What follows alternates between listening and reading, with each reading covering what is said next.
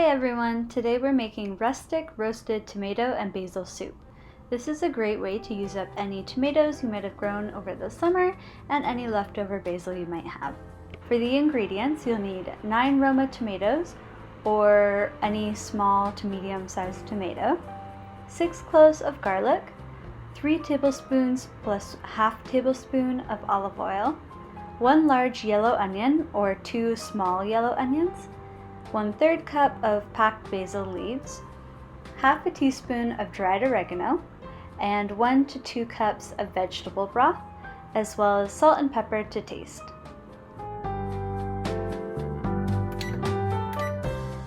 We'll start this recipe by setting our oven to 400 degrees Celsius. Then we're going to slice our tomatoes in half lengthwise and cut out the core as well as any bad spots that might be on your tomatoes. Since this is a rustic soup, we're not going to be removing the seeds or the skins. That way we can use most of the tomatoes. But if you don't like the texture of that, I would recommend removing the skins first before cutting the tomatoes in half, and then you can remove the seeds. Once your tomatoes are done, peel the skin off of your garlic, and then we'll prep our baking sheet to get ready for roasting.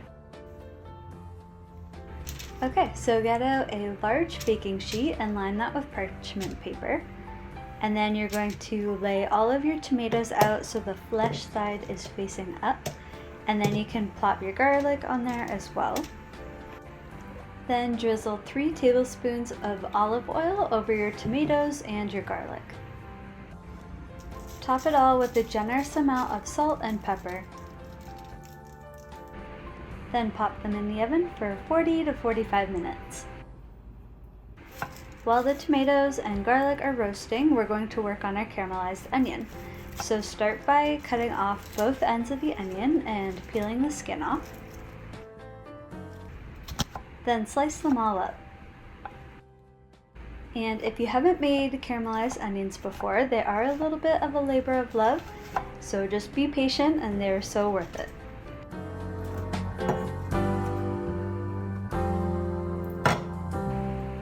Get a large pot and set it to medium-low heat, and then add in half a tablespoon of olive oil.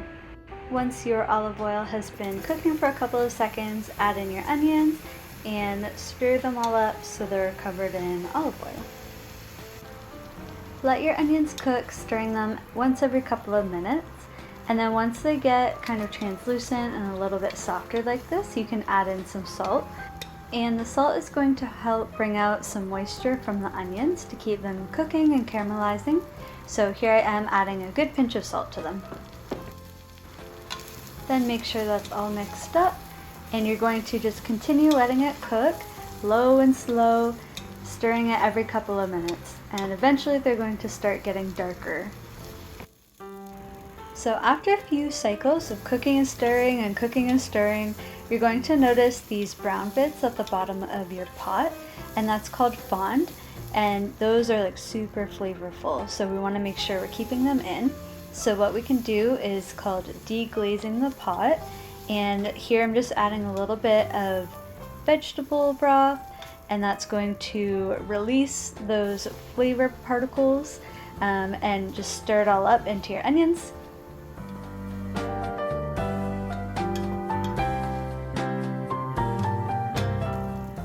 And once that fond has started to develop, you'll want to start stirring your onions a little bit more often. That way you can make sure they're not sticking to the bottom of the pot. And as you notice more of that fond developing, you can keep adding more broth. So you can keep working on these onions for as long as your patience allows you. I ended up doing them for about the same length of time that it took to roast the tomatoes and garlic. And this is what it looks like after about 40 minutes. So I'll just deglaze the pot one more time, make sure we're getting all that last little bit of fond into our onions, and then I'll set the pot aside. Once your tomatoes are done, pull them out of the oven and let them cool for about 10 minutes. After cooling, separate them from the garlic and add the tomatoes to your blender. Then blend them up, and you can make this as chunky or as smooth as you want it to be. Then add in your garlic cloves as well as your caramelized onions.